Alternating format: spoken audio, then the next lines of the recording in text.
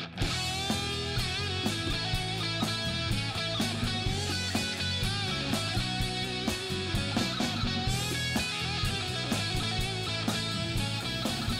guys, this is Eric. This is Tim. We are D&E Miniature and Board Games. So tonight, we're going to do something a little bit different than what we normally do with playthroughs. We are going to go ahead and show different situations with Purgatory. We're going to show charge, ranged attack, movement. What else were we going to? Flight? Scenery setup, flight, soar, juggernaut. Some of the attacks with some of the characters. But basically, we want to give you a good feel of how this game is going to play out. So that when you look at this on Kickstarter, you'll say, man, that's a really cool looking game. Those guys did a swell job. They made this seem very fun. I like how the combat works. Yes, I like how movement works. It's very fluid. We appreciate it. So without further ado, we're going to go ahead and start showing you some of the different things. So we're going to take it step by step from the rules, from how to set up the table. We'll do that first. And then how to set up the figures. First moves. Then ranged attack, because that comes next. Charging for a melee attack. There's the different parts after during melee attack, like the fear you might feel charging a larger character, and how to figure that out. So anyways, guys, hope you enjoy it. Alright, so the first step in your tabletop miniature game is setting up your board. Purgatory is normally played on a 4x4 table. For purposes, this will probably be more like 3x3 just for the setup to show you how to do it, okay? Tim, if you'll move your rule book for a second. First thing, we want kind of a natural looking game board. So we take and we use this 3-foot, this green mat style to give us the look of grass. Is this gonna stay? Nope. Oh.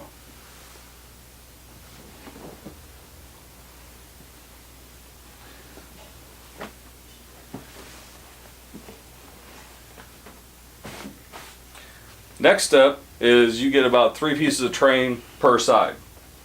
So Tim, I've given him 2 buildings and 2 walls. When he puts 2 walls together, he'll put them either at a corner piece or one long piece.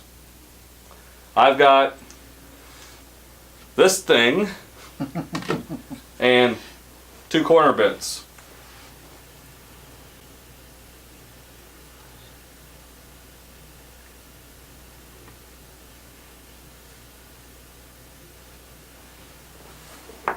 Somehow they gotta be connected though, because that technically is gonna be like 1 piece of terrain. No, it says 7 to 12. I thought it said 3 per side. Pretty sure it says 7 to 12. 7 to 12 pieces of scenery to be used on the board depending on the size of each individual's piece. Told you. Alright, so. Hold on. Yes. So basic setup of the board. Alright, so one of the next steps is picking your force. For demo purposes, we decided to go with about 230 point force. I took Ursago, which is 110 points, and she is the host. I took Barry Black, he's 70 points, he's the apostle. And then of course for the last 50 points, I took the minions, I took the cats. And for my force, I took Moloch as the host, Hannibal as the apostle, And for my last, I took a foot slogger of, I want to say Tracy is the way to say it. I'm sure it may be wrong, but from what I'm reading, Tracy. Now, as you'll notice, we have stand-ins for all the characters. These were given us to us by the guys at Purgatory Games, so we had something to use while we were playing. Yeah, because the Wicked Awesome models are still in production. So that's choosing your force. You pick a point value that you want to have up to like 375 points. 375 is the max. And at the top right-hand corner of the card is the point value. And that is your cohort cost. In other words, if you pick Murgrink like I have, that is the top cost. Now, if you make your own contingency of mixing and matching different cohorts together, there's a Merc cost. In other words, most of them go up when you Merc them, when you mix them together with other cohorts. And also remember, when you mix them together and use those Merc costs, you don't get the angelic abilities. Correct. So, though there's bonuses to mixing and matching, it also hurts you with the angelic abilities of your characters. Alright, so once you've chosen your force and you've picked a scenario, you would randomly roll for scenario, and then you will roll for public holidays if you get a certain roll while you're doing the scenario. Public holidays, by the way, too, had a really interesting... Yeah, it's an 8-sided die roll for the scenario. Obviously, is days of the week, 1 through 7. Anything on the 8 is a public holiday. That's when the fun starts. Oh, yeah. Now, once you've rolled all that, then you would pick if the scenario has an objective. You would mark the objectives on the board, and then you roll to see who deploys first. Regular 6-sided die. So I have the choice, and because I have the choice, I'm going to tell Tim he has to deploy his figures. Now, you have a deployment zone of up to 6 inches. And you deploy your entire force. And it's 6 inches from the edge. And it is from the front edge of the figure. So in our cases, because we want you to be able to see everything, I'm going to use the back edge because we don't have the round base to make them easier. Now, also, at this point, while he's deploying his 3 figures, I want to add in, there are certain characters that you wouldn't deploy at this point because they have special rules where you can deploy after everybody's done. What are you doing? What am I doing? 6 inches from that edge. I thought it was from all edges. No, from that edge. Why you gotta correct me on camera? Already, Tim is trying to cheat. Durr. I mean, it is pretty much the name of the game. I want to win. So with Tim's deployment set, I'm going to go ahead and take my characters. And I also want to mention that when you roll to see who goes first, you can also defer. So in other words, like Eric won the roll, you saw that he deferred to me. He wanted me to deploy first so he could see how I was going to set my contingency up. Now, when this initially starts playing, obviously if I was to go first with my turn, I would move my first character, and there would be a marker you put on there because you go back and forth. Because trust me, when you play a 375 point game, we had about what, 8 figures, 9 figures out on the board when we played that. It's a lot of area to cover. We found that it was actually easier because you have to have the cards out anyways. Once you've done activating a character, you just flip that card over. Pretty simple idea, and then you don't have to be marking all your characters with a bunch of different things. So I deployed, Tim's deployed. So next we're going to do is probably show some movement, okay? Alright, for sake of movement, folks, what we're going to do is, say Tim won the roll, he's going to choose to move Juggernaut. You mean Moloch. Moloch. Moloch has a special ability, though. Instead of actually giving a characteristic for movement, which is on the top left-hand corner, you actually have to roll 2d6. the highest roll is your movement factor. But the cool thing about Juggernaut with Moloch is he ignores terrain. If he goes through a building, the building's destroyed. He hits it, he blows it up. And if somebody's within 2 inches of it, they take a hit. You gotta love an attack that you don't have to pay for. Yeah. So he rolls a 3 and a 5. 3 and a 5, so it'll be a 5-inch movement. Now, the other thing about movement is you have basic actions. How many basic actions does Moloch have? His AP is 4. So you get 4 actions. So for every move that he does, it takes 1 AP.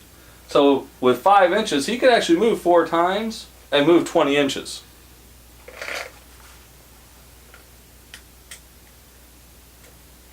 You're just wishing, man.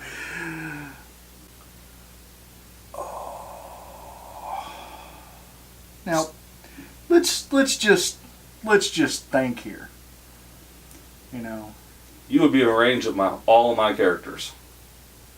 and I would bust this wall And that building. wall. And unfortunately, though, it's just not close enough. So, all characters move in a straight line. So, unfortunately for you, the obstacles that would be in everyone else's way are not in this one character's way. So, for our purposes, we'll make him, Moloch will land here with his first movement. Destroying the wall. Which destroys the wall. But nothing's within 2 inches, so nothing. Right, and I have 2 more APs, and also there are characters we're going to find out here shortly, I'm sure, that are ranged. I don't have an attack that would land him in ranged. So, for our purposes, I will put Moloch in the danger zone. Open for attack. So, at this point, Moloch's moved. He's used all 4 of his AP. And Tim turns him over, showing that character's activation is over. Alright, so, for purposes of our video, Tim has moved his first character, used all of his AP. The sacrifice. And put himself right in front of all 3 of my characters. So at this point, I can either choose to charge into him and have melee, or I can use a ranged. So I choose to pick Barry Black, who has a ranged attack called Flay. Needs 6 inches in line of sight. He's within 6 inches. It takes 1 action point, so I can do this up to 4 times against him, which is what I'm basically going to do. So, first thing we're going to do is see if we can hit. Now, to hit, I've got to go by my RA factor, which is along the left-hand side of the card. My RA factor is a 4, and on the range chart, I have to hit 3s or better. Since I'm doing all 4, I'm just going to roll all 4 at one time. And I got 3 hits. So, at this point, once we've gone to see if we hit, then we have to go and take my strength against his defense. And my character's strength is 4. Tim's, what's your defense? It is 6. So I have to hit 6s. Aww. Aww. I got 1 6. So, it's a strength 3 attack. I said strength 3, right? Mm-hmm.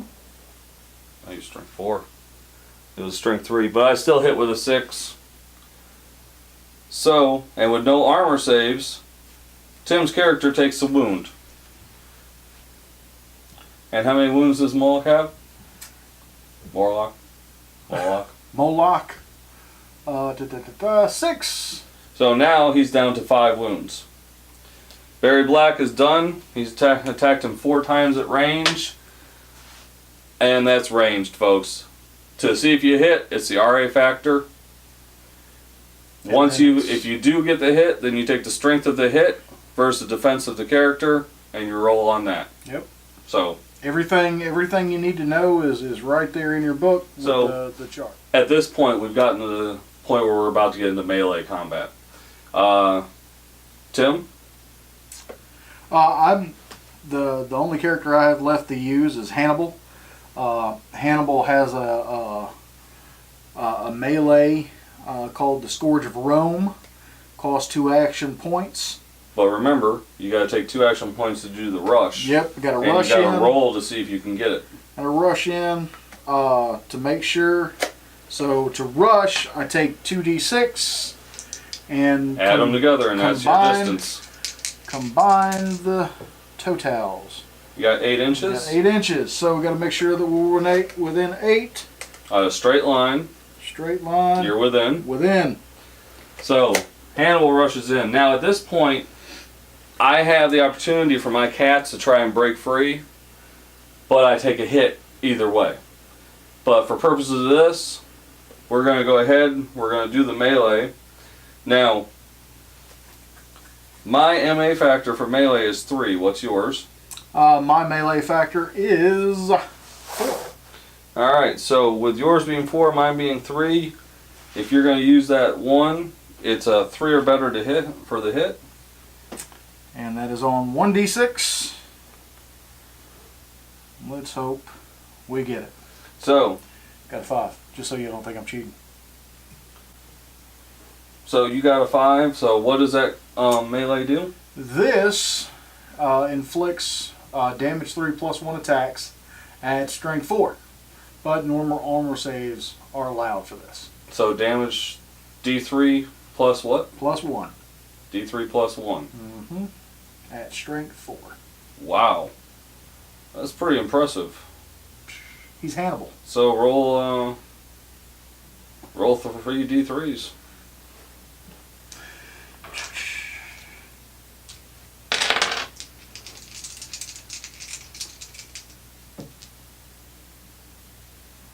So we got 1, 2, and 3. Well, it's what, strength 3? Mm-hmm. And my defense on cats is a 2. So strength 3 with a defense of 2 at a 3 or better, it's a hit. So you got 2 hits on my cats. And I have a saving throw of 3 or better. Yep. Against the 2 hits. So 6 or better. That's a 3, didn't I? Yeah. It's 6. I was going to say, it's Okay, so I got a 3 and a 5, so I didn't get the save.